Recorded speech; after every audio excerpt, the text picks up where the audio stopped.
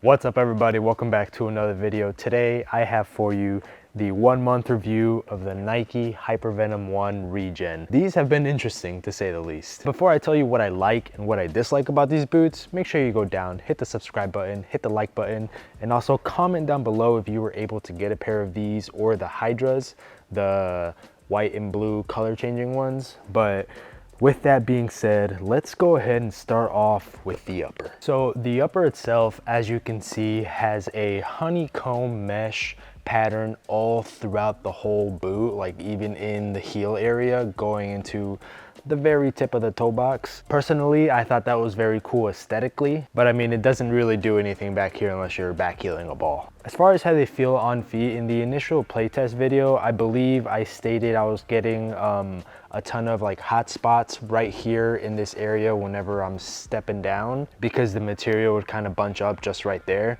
Honestly, that is all completely gone. The material has quite literally molded very nicely into my foot, and I'm not sure if you can really see this through the camera, but it's just has perfectly loosened out and broken into. And the nikeskin area honestly has been just so fun to play with. It provides very nice grip on the ball, nothing insane, but I think just the right amount.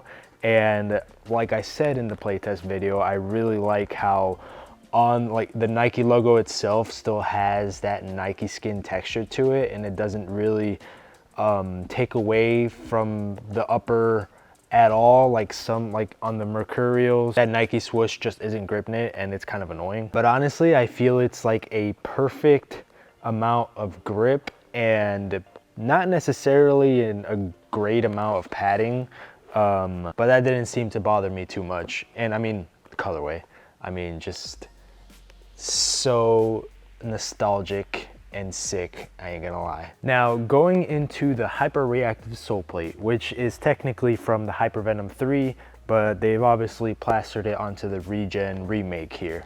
Honestly, initially when I first tested it, it felt really nice, but the more and more I played with them, I really felt the pressure here on the, I guess, lateral side of my foot. With these studs, you can really feel the aggressiveness of the arrow studs that it has here. And honestly, I mean, it wasn't terrible, but I would say pretty aggressive on an AG pitch.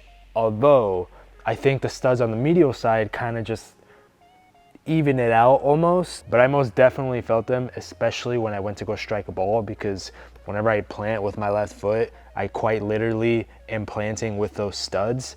And I mean, it's kind of nice because it provides a nice amount of traction or just security on my planting foot. But that's something to just keep in mind. Although the sole plate is, in my opinion, okay to wear on AG. I've obviously worn these on FG as well. They're amazing on FG.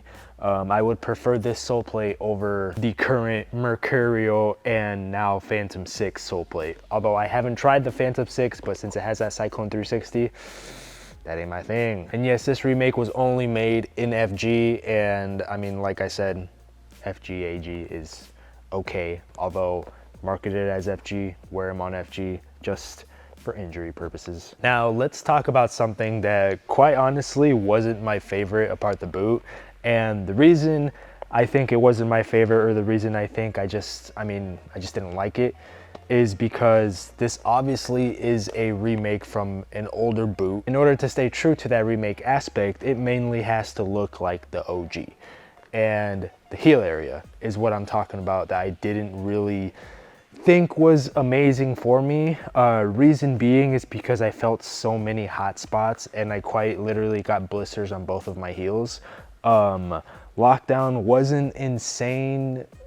It was just, in my experience, pretty mid. As you can see, there's really not that much. Let me see if I can get this to focus.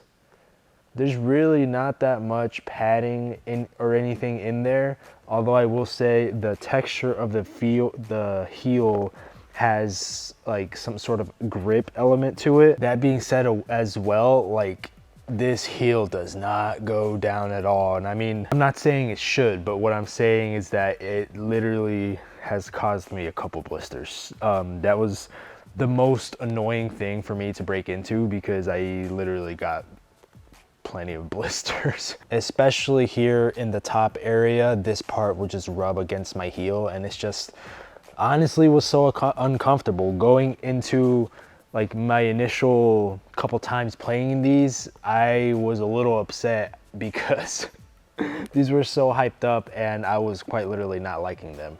But the more I played and more I broke them in, I just kind of disregarded that feel, and eventually it just went away. And I think just the texture of the upper and how it felt on the ball made up for this heel area. And then also I wish there was an extra lace hole here in the back, just for lockdown reasons. And also when I played with them, this area right here, so like essentially the heel area, felt so bulky compared to the forefoot. The forefoot just felt so nicely meshed around my foot and more new gen than the back end. Like I said, I gave it the benefit of the doubt because at the end of the day, you can only do so much with a remake boot, because if you want to have something similar to the OG model, it's going to feel somewhat similar to the OG model as it should for a remake boot. So in my opinion, it can only be so good. Overall, honestly, I've had such a great time playing in these. I haven't had any issues with durability, and I say this all the time, I play 90% AG. Sole plate has stayed fully intact. There's not an insane amount of wearage anywhere on the boot. Now, with all of that being said, in the initial playtest video, I stated that these were not worth all of the hype that went around them during the initial launch. I am gonna go ahead and not revoke that, because these are very, very good boots. But the amount of hype that was around it, I totally understand, because if you wore the OGs back in the day, you 100% want to get these because these are sick.